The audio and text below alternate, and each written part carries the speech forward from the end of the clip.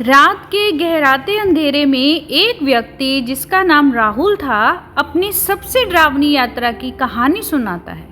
वो एक छोटे से गांव में रहता था और उसे अपने एक रिश्तेदार से मिलने कहीं शहर जाना था।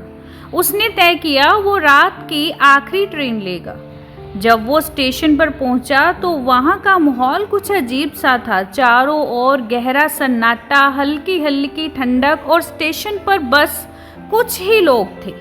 ट्रेन का समय हो गया और राहुल ट्रेन में चढ़ गया। पूरी ट्रेन लगभग खाली थी।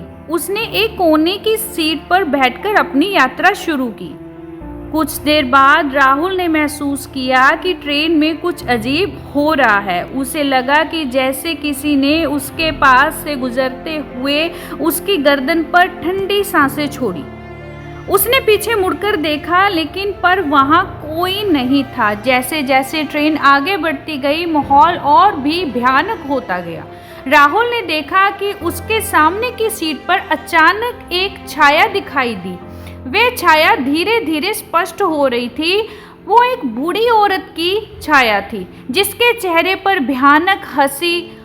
राहुल का दिल तेजी से धड़कने लगा। वो उठकर दूसरे डिब्बे में जाने लगा लेकिन हर डिब्बे में वही छाया उसके सामने आ जाती।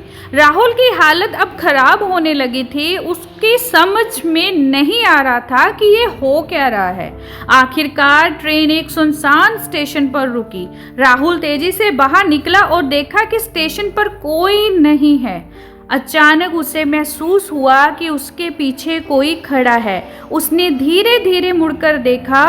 वो बूढ़ी औरत जिसने राहुल का पीछा ट्रेन से लेकर स्टेशन तक किया था, वह औरत उसकी ओर बढ़ने लगी और राहुल पीछे हटने लगा।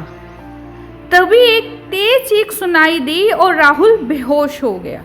जब राहुल की आंख खुली तो उसने खुद को हॉस्पिटल में देखा। ने उसे बताया कि तुम एक सुनसान स्टेशन पर बेहोश पड़े मिले थे।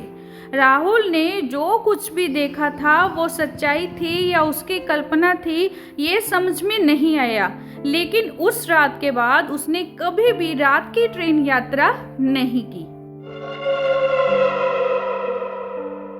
ऐसे ही स्टोरीज के लिए आप मेरे चैनल को सब्सक्राइब, अगर स्टोरी अच्छी लगे तो इसे लाइक करना मत भूलना। धन्यवाद।